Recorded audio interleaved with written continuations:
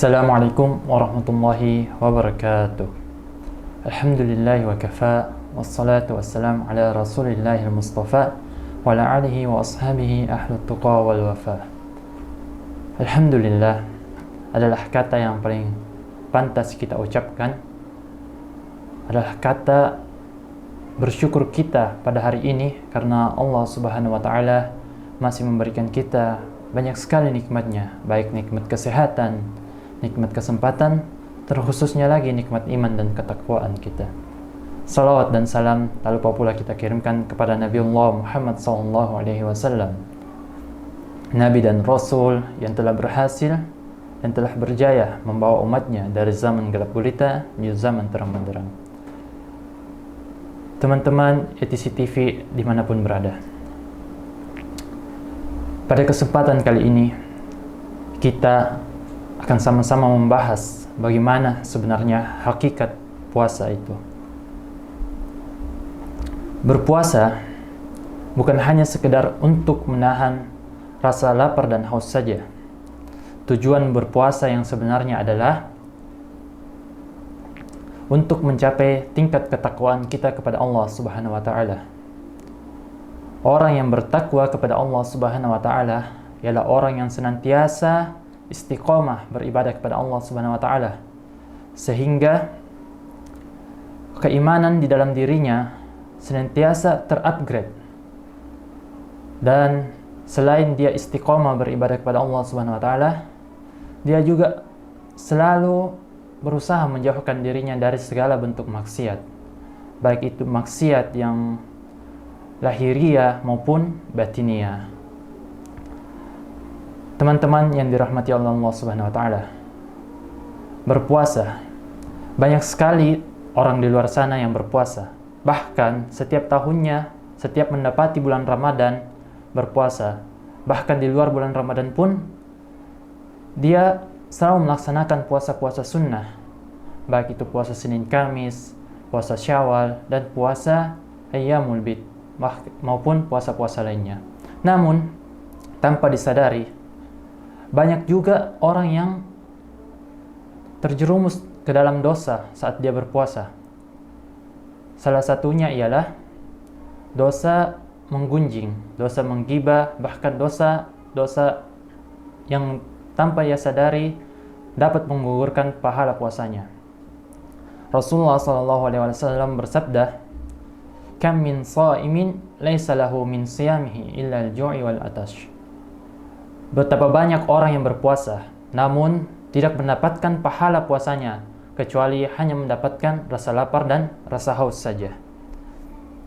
Karena dengan berpuasa ini, selain melatih diri kita untuk menahan rasa lapar dan rasa haus, juga melatih kita untuk menjaga anggota tubuh kita, seperti lisan, tangan kita, bahkan melatih kita untuk menjaga hawa nafsu kita.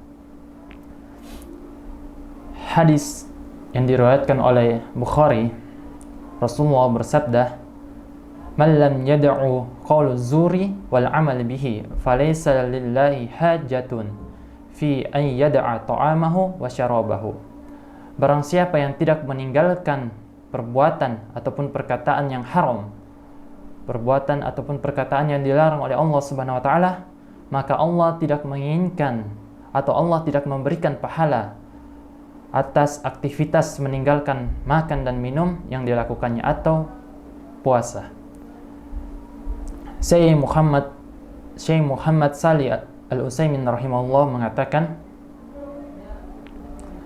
adapun qaul az-zur atau amaluz zur adalah setiap ucapan yang haram atau setiap perbuatan yang haram.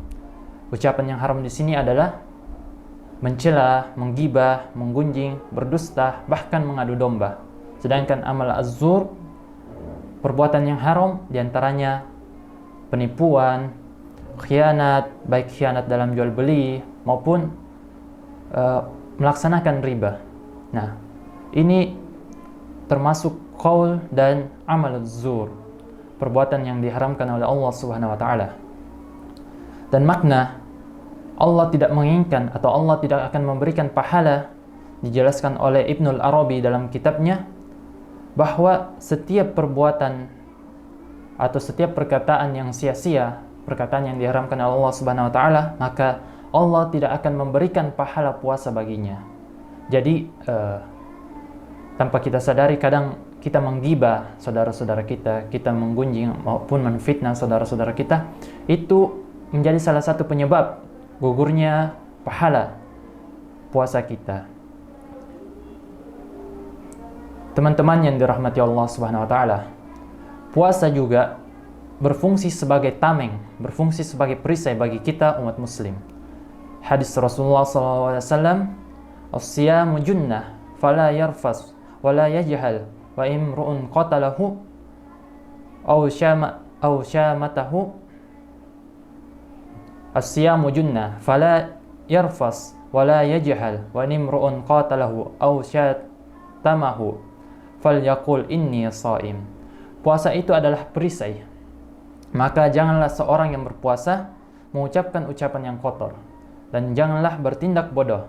Dan jika ada orang yang bersewenang-wenang atas haknya atau merebut haknya bahkan mencelahnya, maka katakan saya sedang berpuasa. Hadis ini diriwayatkan oleh Bukhari.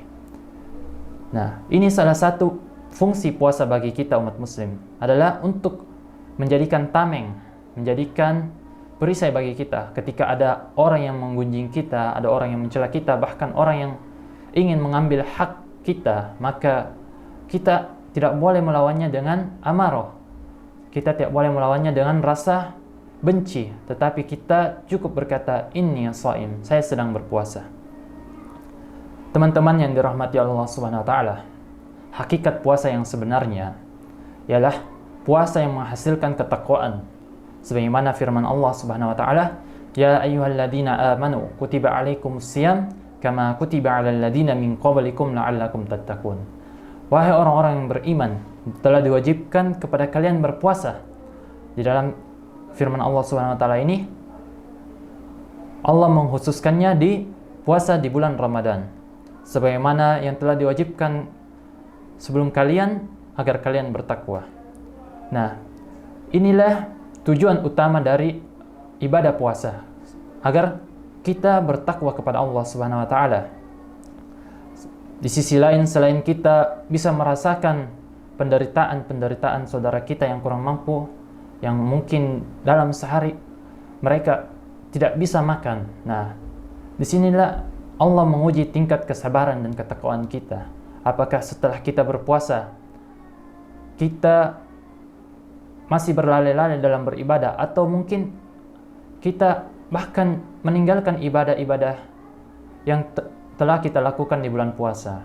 Nah, ketakwaan kita ini diukur setelah kita melewati puasa 30 hari. Sinilah Allah Subhanahu wa taala akan melihat siapa hambanya yang telah lolos seleksi dalam bulan Ramadan ini. Teman-teman yang dirahmati Allah Subhanahu wa taala, puasa melahirkan kesucian hati dan menjauhkan kita dari perbuatan buruk.